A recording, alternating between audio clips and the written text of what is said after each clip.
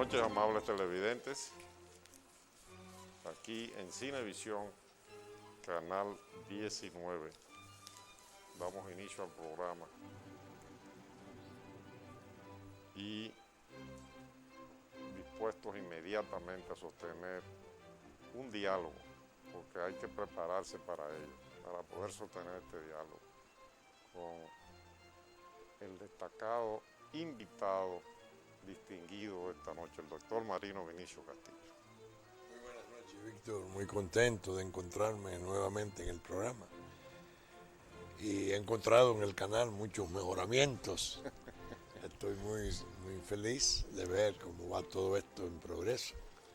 Usted le trajo la buena suerte. Ah, qué bueno, si contribuye en algo. Porque usted fue uno de los primeros invitados del programa. Sí. Y este fue el primer programa en la nueva edición de Cinevisión, porque tuvo un tiempo, ¿verdad?, fuera del aire. Sí, pero va muy bien. Por distintas razones. Muy bien, estoy fascinado. Y usted no se imagina la audiencia que tuvimos la primera vez. Y después, ¿sí? La entrevista la pasamos varias veces más y la gente creía que era nueva. Sí. Qué bien. Ahora, hoy sí es nueva totalmente. Sí, totalmente, así es. Le damos las gracias porque sabemos que usted tiene que hacer un sacrificio de tiempo para estar aquí. Muy gentil por tu invitación.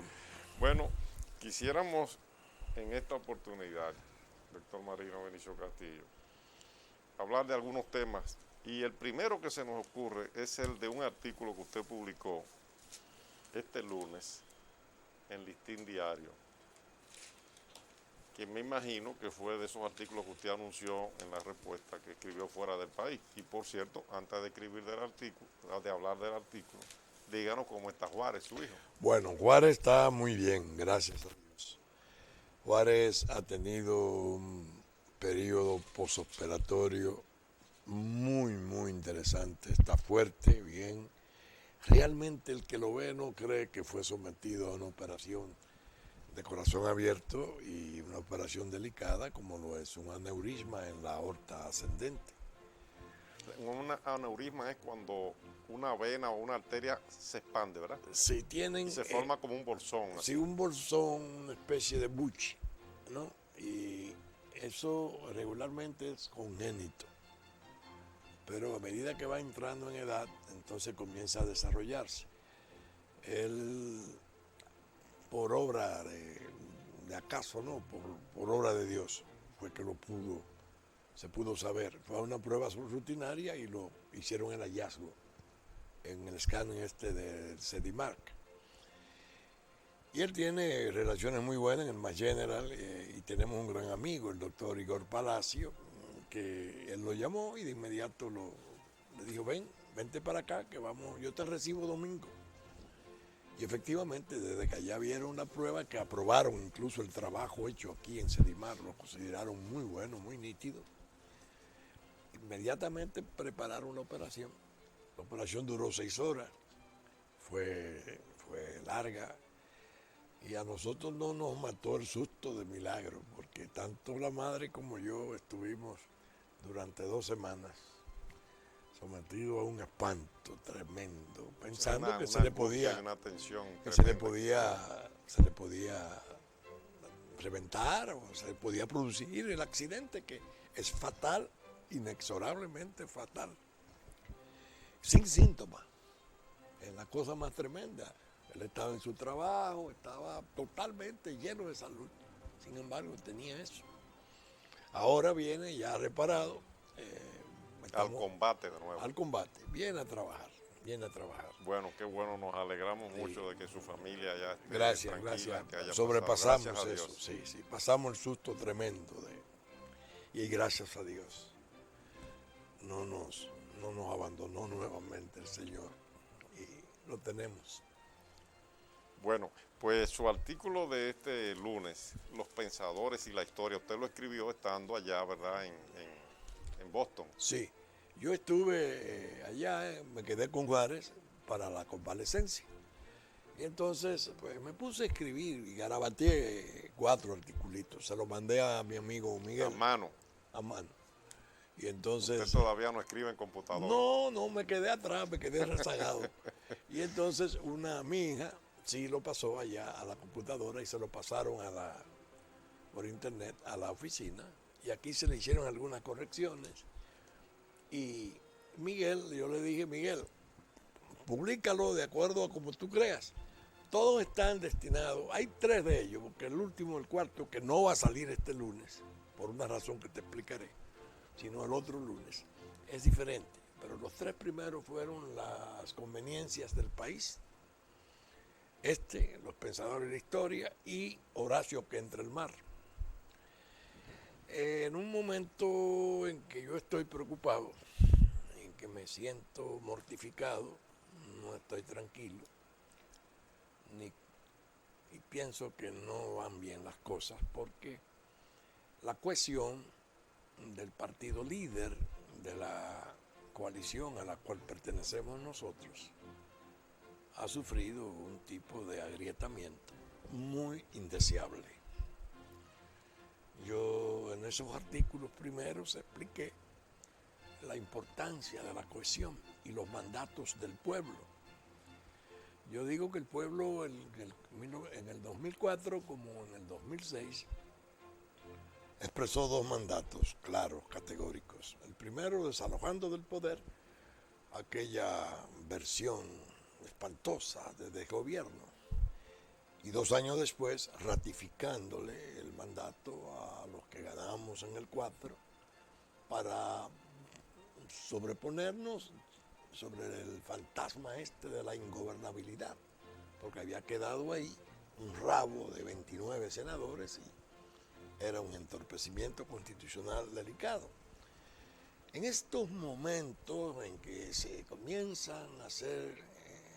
han comenzado a hacer las reformas, tanto la fiscal como la constitucional, una experiencia de división en la moción de poder es mala. Al país le hace mucho daño. En el primer artículo yo le decía, se lo dedicaba a mi buen amigo Danilo Medina, que le tengo mucho aprecio. Y yo le decía, mire, usted no fue presidente en el 2000 porque se dejaron dividir el Frente Patriótico. Y fue una lástima, porque si usted hubiese sido el presidente, el país no hubiese pasado por todo lo que pasó. Yo le dije a Danilo esa vez, Sí. en noviembre de 1999, que conversé con él por primera vez en mucho tiempo. Fui con un amigo a su casa. Le dije, Danilo, tú tienes que ir donde el presidente Balaguer, Seguro. a su casa, y decirle a Balaguer qué vamos a hacer simplemente, qué usted quiere que hagamos, para que él decida. Pero él me dijo, no, yo estoy arriba en las encuestas y Balaguer tendrá que apoyarnos. Ellos se perdieron en el análisis. Gente juiciosa, gente que piensa bien, que razona y que tiene habilidad política, se perdió. Esa gente no entendió el fenómeno de Balaguer, ni entendió nunca lo que era el seguimiento de Balaguer. Al presidente Fernández yo siempre le decía, cuando estaba en la presidencia del Consejo de Drogas y lo veía con frecuencia, y le decía siempre, presidente, vaya donde el presidente Balaguer, vaya, usted puede ser no su hijo, su nieto. Ese es un hombre de poder, ya en la ancianidad, ciego, y lo que más le puede a él complacer es que el presidente de la República le visite y esté con él. Usted puede hablar de literatura, de todo con él. Es más, pueden no hablar de política si quieren. No, que yo tengo tantos problemas, yo le tengo gran aprecio y admiración, pero yo cuando tengo necesidad mando a Miguel, refiriéndose a Miguel Coco y a Danilo. Entonces yo le decía, mire, eso es no conocer al doctor Balaguer. A Miguel ni a Danilo él le va a decir nada de lo que él piensa, porque él es un hombre de Estado, un hombre de poder, a quien él le puede hablar francamente y coordinar cosas es al presidente de la República. Usted ve, yo soy como su hijo, pero usted me manda a mí de emisario y a mí no me dice lo que a usted le puede decir, porque se lo diría en su condición de presidente. Entonces el presidente se descuidó. Los muchachos que iban no pudieron mantener la relación. No voy a decir no supieron mantenerla, no pudieron. Entonces comenzaron todas las malicias a minar y a sabotear el Frente Patriótico y armaron una serie de maniobras y comenzaron con la cuestión de Come Solo y qué sé yo cuándo. Y bueno, se fue deteriorando de tal modo que en el 98 para las elecciones de Congreso ya estaban divididos.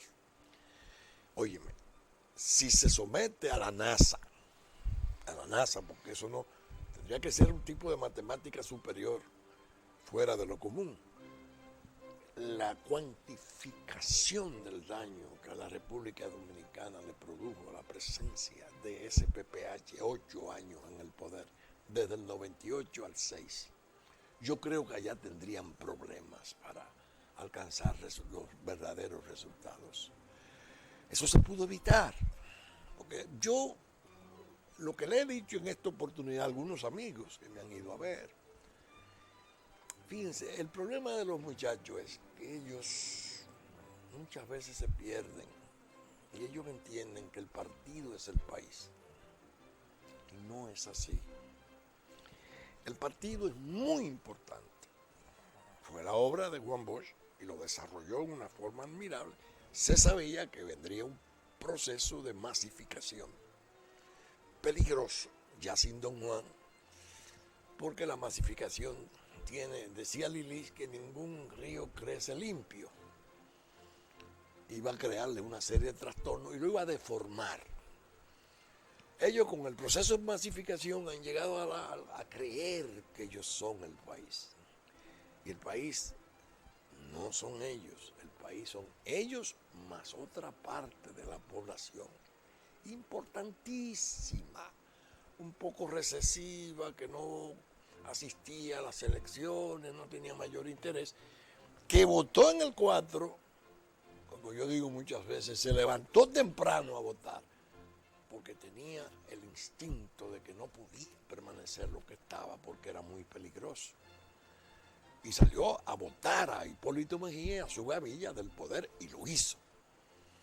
Y le dio un apoyo enorme, no al partido, que es la parte ahí de confusión, al hombre joven que los dos líderes mayores le levantaron los brazos en el Olímpico.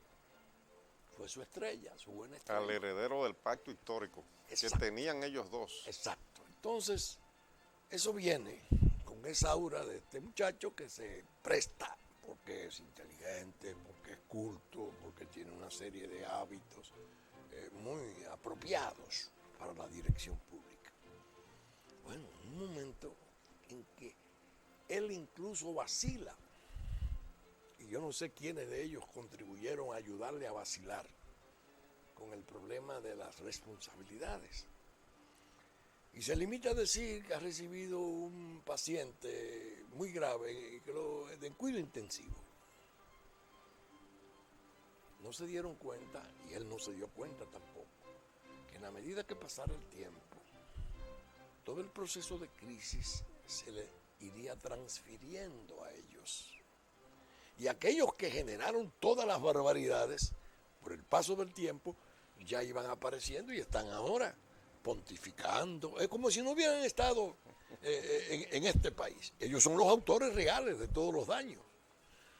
Cuando la crisis finalmente ya se hace insoportable y el peso del déficit cuasi fiscal comienza a gravitar, entonces el gobierno comienza a confrontar dificultades porque el fondo hace exigencias en un tiempo en que el propio fondo, a raíz del cambio de gobierno, pudo haber sido emplazado. Al fondo se le pudo embarazar por la forma connivente con que apoyó aquel desastre. Pero para eso se necesitaba hacer lo que yo muchas veces digo, lo que piensa el presidente Ricardo Lagos, que aquí en una conferencia en el Palacio comenzó su conferencia diciendo: los problemas graves no se difieren, no se aplazan, se le buscan soluciones, no importa el precio político. En esas condiciones es cuando se produce la salida de Danilo, que es muy penosa, porque agrieta, crea crea tensiones y divisiones en las filas, en los grupos, y eso al país no le conviene.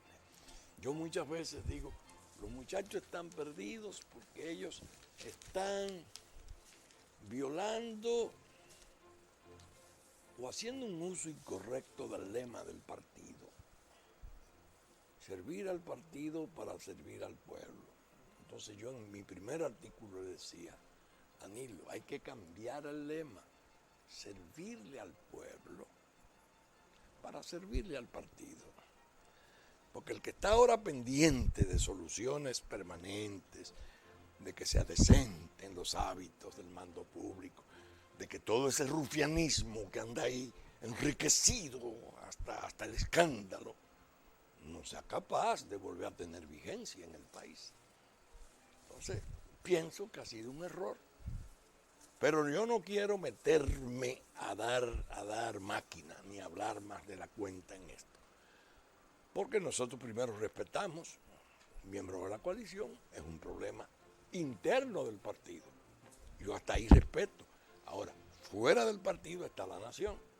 Y se está reflejando ya en las encuestas, ¿verdad? La pérdida de esa confianza que hubo. Claro. En la misma presidencia, en la última encuesta Gallup, si vemos aquí las estadísticas que la publicó el periódico hoy, el domingo 3 de diciembre, vemos que el grado de confianza en la presidencia de la República ha ido bajando, cosas que pero no hay ocurrían. Cierta malicia en la publicación, porque si tú sumas lo regular con lo positivo, te da todavía alta. Ahora, mire, usted sabe que nosotros aquí en este programa estamos haciendo unas encuestas con 100 llamadas, con nombre y apellido, lugar de donde llama la persona, bien claro identificado, para que no haya duplicidad de todo el país. Y esa es una muestra interesantísima. Sí, le voy a poner varios ejemplos. Hicimos una encuesta sobre preferencias electorales. La primera que hicimos, el presidente Fernández ganó hace un mes o 5 semanas, con 43%. A muchos candidatos ganó.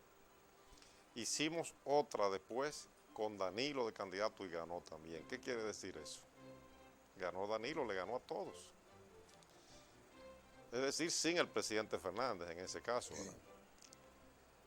Y hace 3 semanas, cuando el presidente Fernández pronunció el primer discurso sobre las medidas económicas, el 73% dijo que fue malo, solo el 27% que fue bueno. Pero hace 3 días, con el nuevo discurso, el 54% dijo que fue malo y el 46% dijo que fue bueno, lo que quiere decir que mejoró.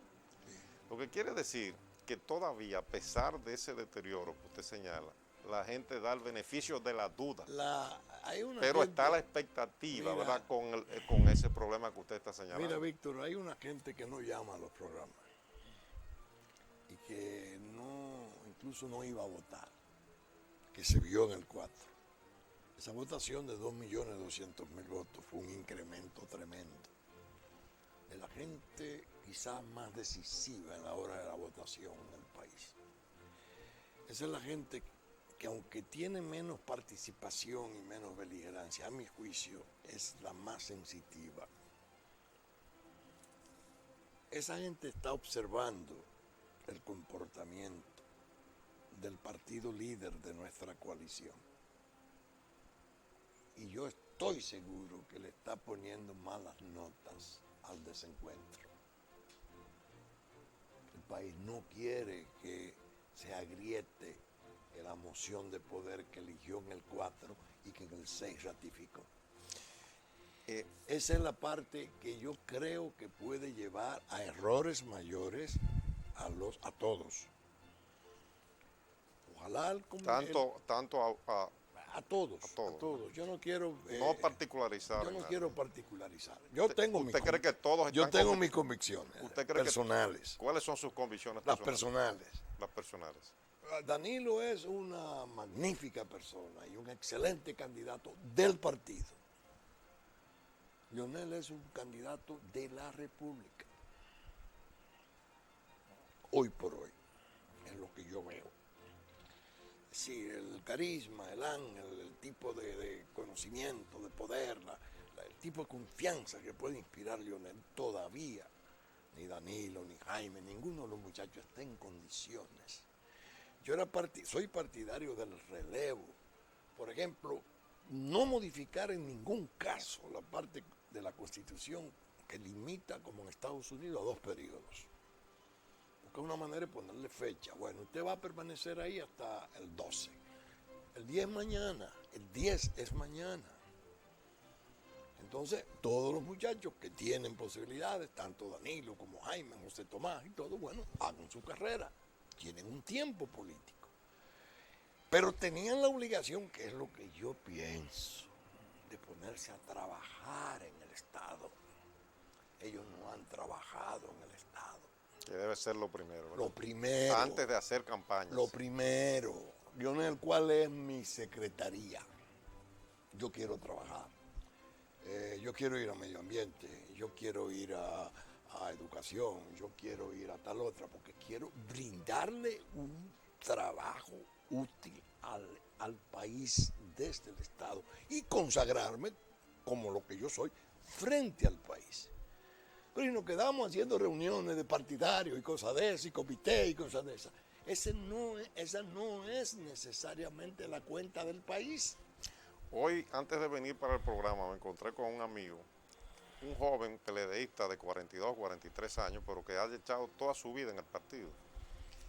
Y él me decía que por primera vez en varias semanas se reúne y que las reuniones ya en el partido no es como eran antes, que desde el año 2000 para acá, me decía él, ya los organismos no funcionan. Hay mucho desencuentro. Y que el partido se ha dejado llevar por la masificación y ha perdido su esencia. ¿Por qué te dije yo que el cuarto artículo que yo mandé de Boston no va a aparecer el lunes?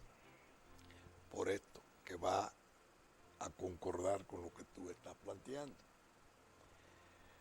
Cuando yo regresé, se me pasó en realidad el mes de noviembre, en el 5º aniversario de la muerte de don Juan. Yo andaba con Juárez y yo estaba afuera, no pude ir a los actos, no pude escribir, no pude hablar, es decir. Entonces vine, caramba, tengo que escribir algo por don Juan. Y encontré un artículo del 19 de noviembre, del 1 del 2001, que titulé El ejemplo del decoro. El artículo apareció muy bien con una viñeta de don Juan. Entonces yo le pongo 2 párrafos explicando por qué lo reproduzco.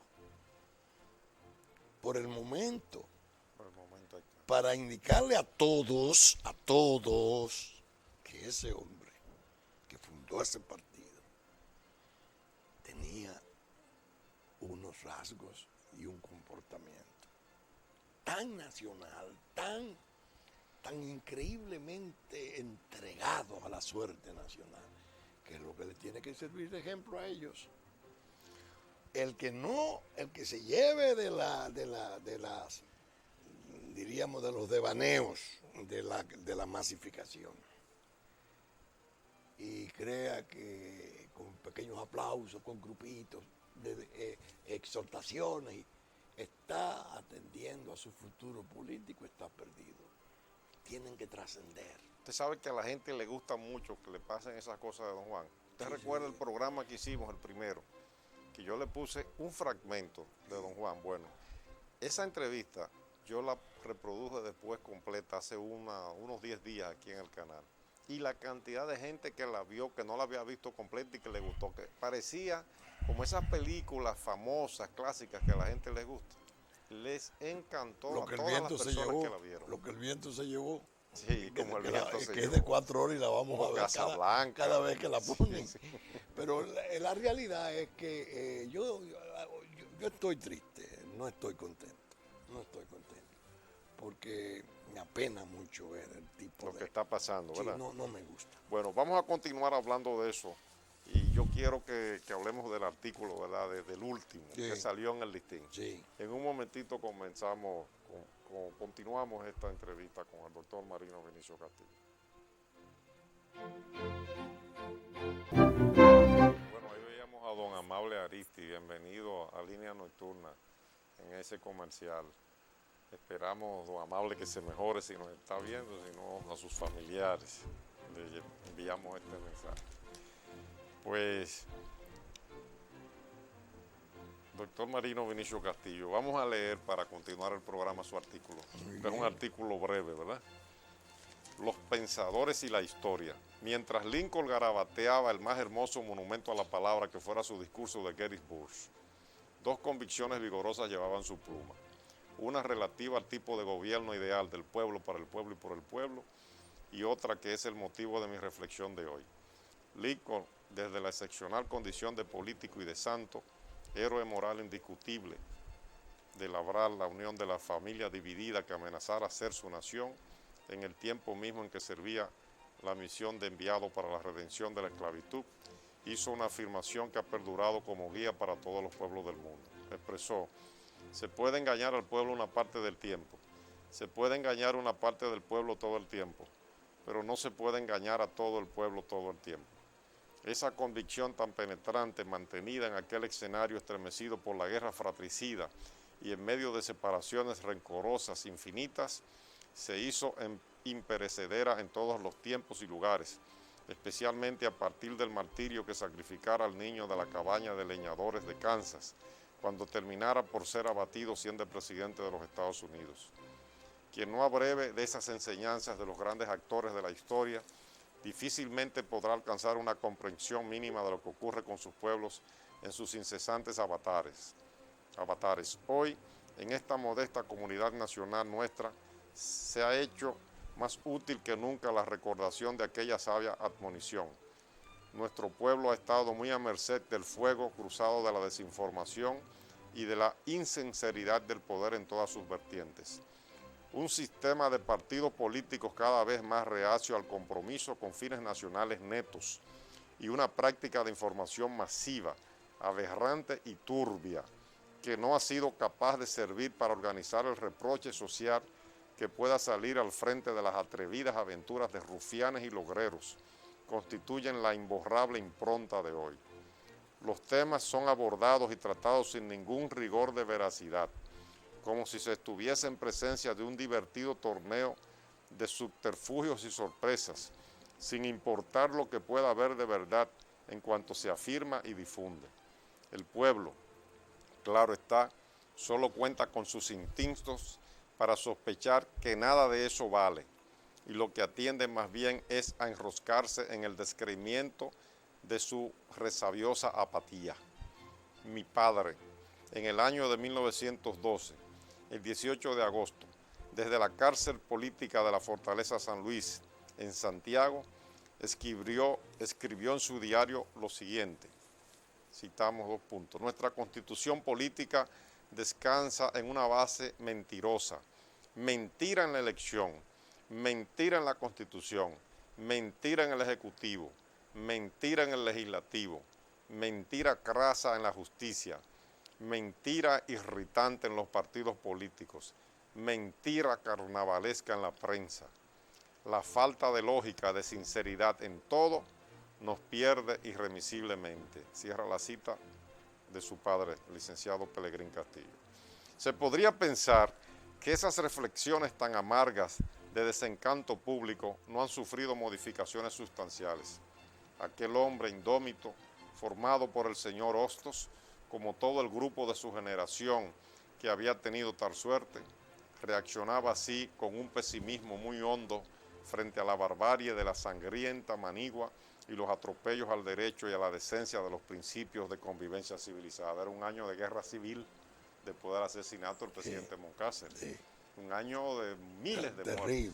Miles. Hoy, tanto tiempo después, molidos como estamos por una información electrónica saturante y engañadora, en presencia de males tales como la droga, el peculado irrefrenable, que se van convirtiendo en palio del poder político y económico, no es posible considerar superado aquel pesimismo de los hostosianos de principios del siglo pasado.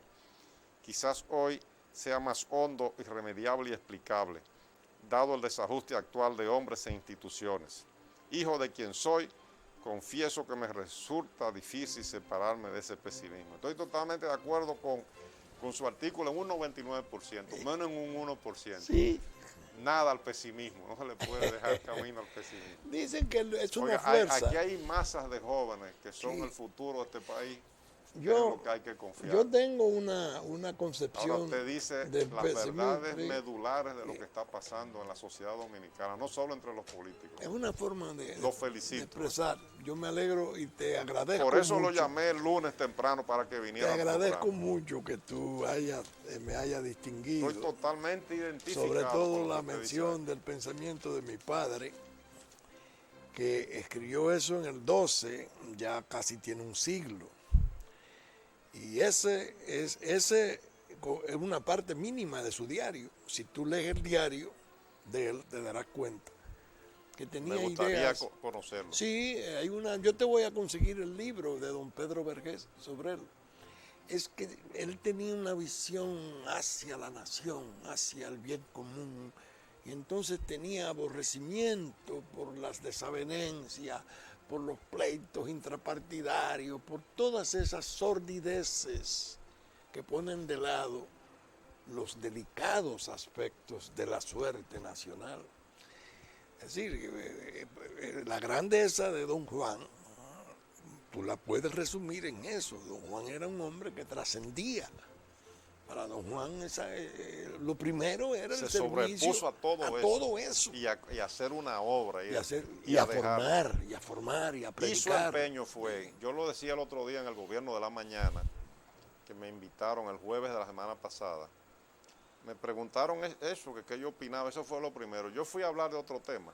Fui a hablar del tema del 1990, porque José Francisco Hernández, el candidato vicepresidencial, había estado 3 días antes y me había defendido. Y había dicho que yo tenía la razón. Por primera vez alguien de ese litoral. Para mí fue una gran satisfacción porque yo no soy amigo cercano de él, pero siempre nos hemos llevado bien. Entonces fui a hablar de eso porque me invitó el equipo. Entonces, pero la primera pregunta que me hizo Alvarito fue ese tema. De Danilo, Leonel, don Álvaro que quién le ganaba la elección. Don Álvaro es muy agudo. Que gana cualquiera de los dos. Si las elecciones son diáfanas internamente, me refiero, dentro del partido, si son diáfanas, ¿verdad? Porque no me puedo parcializar. Sí. Pero le dije, don Juan, el problema fue que don Juan trató de hacer, o fue su objetivo, y búsquense el libro, el PLD, un nuevo partido en América, de hacer un partido diferente porque era un hombre de mucha experiencia y vivió la experiencia cubana. Y en Cuba existía un partido que se llamaba Partido Revolucionario Cubano, que era el llamado Partido Auténtico. Y él vio que se formó después el Partido del Pueblo Cubano, el Partido Ortodoxo. Y él, en esa sociedad que era muy avanzada, con mucha experiencia democrática, que nos llevaba mucho a nosotros, lo que trató fue de evitar que aquí ocurriera lo mismo. Por eso formó el PLD. Entonces los PLDistas lo que tienen que darse cuenta de que no pueden caer de nuevo en ellos lo necesitan mismo. Buscar una disciplina diferente y tienen que cerrarse en la medida que resulte posible para rediseñar el comportamiento interno que al país le interesó. Ese tipo de organización, que ellos iban a las manifestaciones y al día siguiente no había un papelito en el lugar, que parecían, bueno, necedades. No, eso era, al país le gustó el grado de organización del partido y por eso el partido fue creciendo, multiplicándose. Entonces lo que no se han preparado parece adentro es para contener o tamizar la cuestión de la masificación, que muchos llaman la PRDización, es lo que le están planteando. Se ha PRDizado. Y el PRD muerto de risa. Entonces eso es muy grave por una razón especialísima. Porque si ese partido tan importante se derrumba en la división y en las desavenencias y las reyertas, es previsible que el sistema de partido político todo se desplome. Y tenemos ejemplos potentes. El ejemplo de Venezuela es quizás para nosotros el espejo mejor. Acción Democrática era un partido poderosísimo, 100 veces más importante que el PRD. Copey era un partido importantísimo. Hoy no se puede pensar ni siquiera en ellos como referencia. ¿Qué pasó con esa población? Eso que tuviste ahora, 7 millones de votos para el presidente Chávez. Y no se puede mencionar siquiera eso que existió, porque Venezuela vomitó los cogollos de los partidos tradicionales, las cosas. Entonces los partidos tienen que desarrollar un tipo de conducta hacia la población de servicio y de honradez, que el país confíe en ellos. Ahora, si los partidos no quieren, doctor, y llegamos a ese proceso, ahí están los jóvenes, ahí están las masas, Sí, y hay líderes. sí, Lo que habría que reconstruir una nueva opción. Pero te voy a decir, eso es bueno decirlo. Pero es difícil hacerlo, ¿verdad? Es difícil no solo, peligroso hacerlo, porque uno no sabe Es una aventura qué también. tipo de ingrediente negativo se puede colar en una aventura de ese tipo. Eso es así. Por eso lo que el país quiere es su democracia y quiere progresar y quiere que la gente que ha recibido el mandato, todos, porque el mandato no es unipersonal, es grupal, es sectorial, cumplan. Por eso que yo le digo, señores, no se peleen, no se dividan, que el país está atento a las posiciones de ustedes. La No Fuerza sé. Nacional Progresista como institución, ¿qué postura va a mantener Arbitral. frente a los problemas nacionales y frente a esto? Bueno, arbitral hacia, diríamos arbitral no, neutra, porque arbitral tendrían que llamarse, ¿no? Neutra en cuanto al problema intrapartido. En cuanto a la nación y a los temas nacionales, activa. Yo, por ejemplo, los problemas de inmigración, los problemas de la plataforma submarina, Que son fundamentales. Hicimos un programa aquí con Pellegrini, nos pareció excelente el planteamiento. Sí, eso Con es mucho fundamento. eso hay que cuidarlo, porque ahí está el futuro de generaciones que nosotros no vamos a ver. Pero esa es la nación, el territorio nuestro productivo, quién sabe de cuántas cosas importantes, comenzando por el petróleo. Nosotros no podemos ceder una pulgada y tenemos el derecho de nuestra parte. Droga. Eso sí es un problema grave. Otro tema grande. En eso nosotros no Ahí transigimos. no se puede ceder ni un milímetro. Nosotros no transigimos ni con nadie, en absoluto. Mantenemos las líneas potentes de nuestra organización. Ahora, en la coalición, amabilidad, fraternidad, afecto, pero lamentando que se produzcan estas peleas.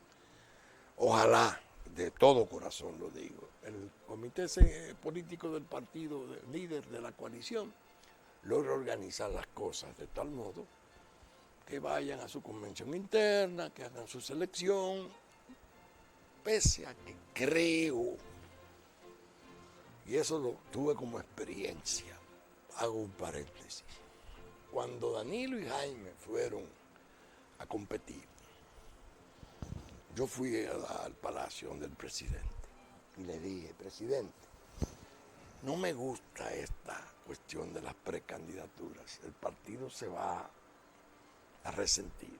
Entonces él me dijo, no, yo no creo, ellos son buenos amigos, son compañeros excelentes.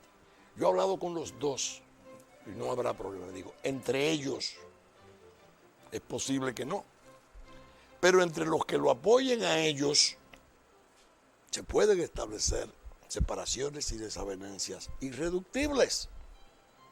Óyeme, el asunto se fue que terminó en la banca de apuestas. Pues yo decía, tienen que idearse un mecanismo interno, ordenado, qué sé yo, con cierto grado de control, no de cooptación, pero sí de cierto control. No, todavía hoy, tú vas a los pueblos y tú sientes los grupos, porque yo hablo con todos, porque soy amigo de todos. Cuando van y señores, no es ese el camino. Y parece que ahora es la impresión que yo tengo, que vamos hacia lo mismo de nuevo. Este es peor porque esta es ya frente al presidente y Danilo, que fue candidato presidencial, que propiamente el presidente Fernández delegó en él el 80% de las designaciones de las posiciones públicas. Danilo era un poder real. Gran parte del gobierno lo estableció él.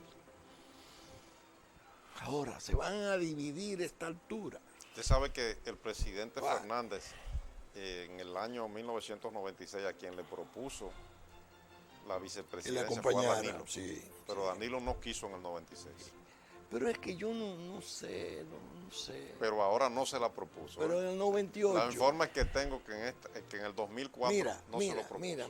No Oye, se lo ofreció. Oye, yo tengo tantas aprensiones hoy, porque los procesos precedentes los vi de cerca y los aprendí, de algún modo me informé sobre ellos buenamente, es decir, no a través de conjeturas ni de chismes, no, datos reales.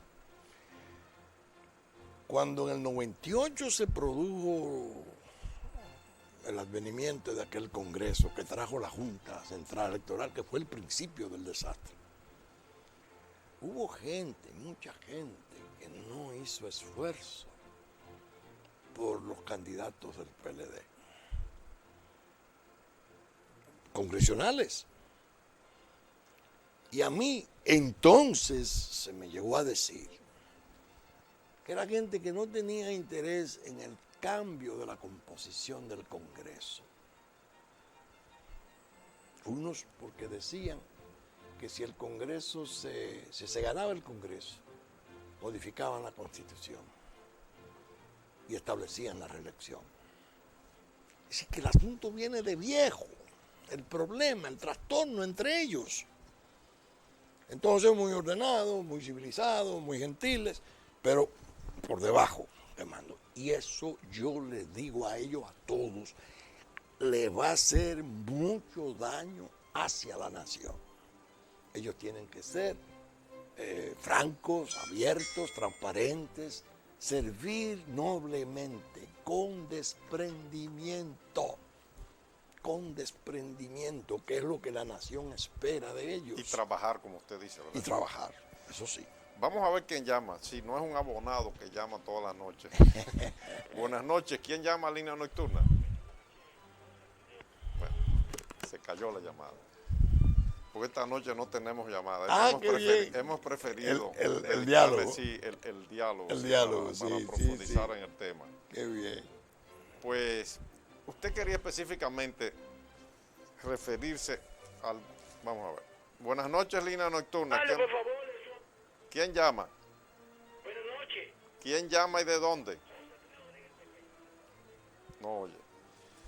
¿Usted le gustaría, doctor Marino Benicio Castillo, específicamente comentar cuando usted dice en su artículo: mi padre en el año de 1912, el 18 de agosto, desde la cárcel política de la Fortaleza San Luis en Santiago, escribió en su diario lo siguiente: nuestra constitución política descansa en una base mentirosa, mentira en la elección, mentira en la constitución, mentira en el ejecutivo, mentira en el legislativo, mentira clara en la justicia, mentira irritante en los partidos políticos, mentira carnavalesca en la prensa, la falta de lógica, de sinceridad en todo, nos pierde irremisiblemente.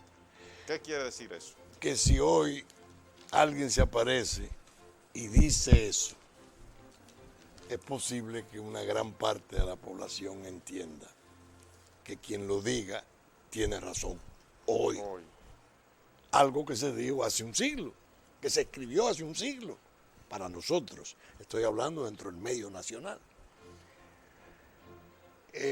¿Por qué él tenía ese pesimismo?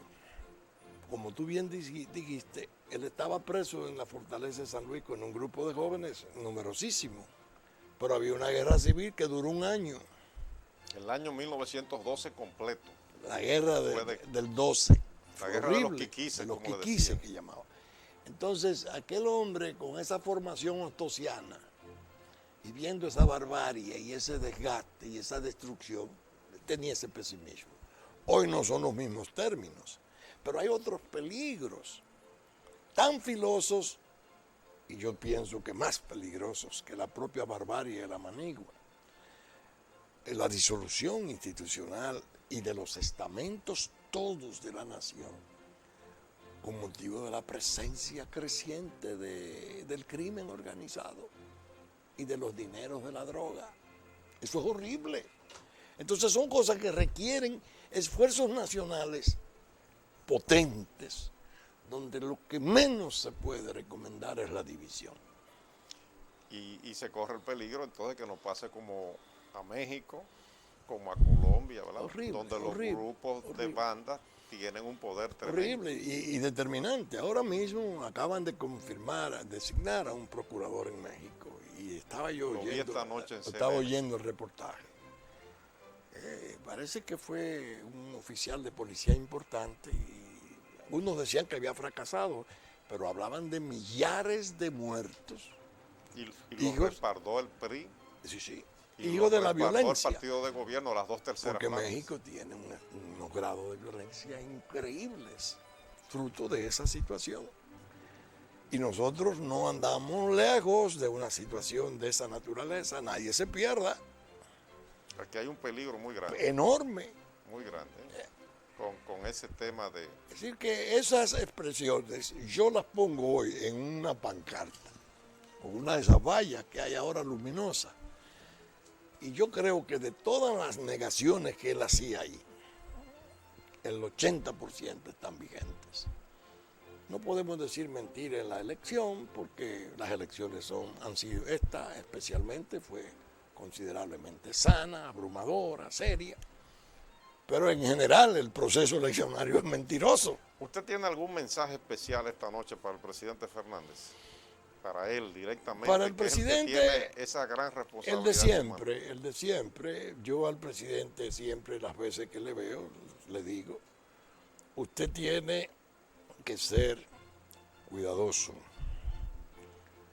porque sobre sus hombros descansa la mayor responsabilidad de esos mandatos. En la medida que usted pueda evitar que se deteriore la cohesión del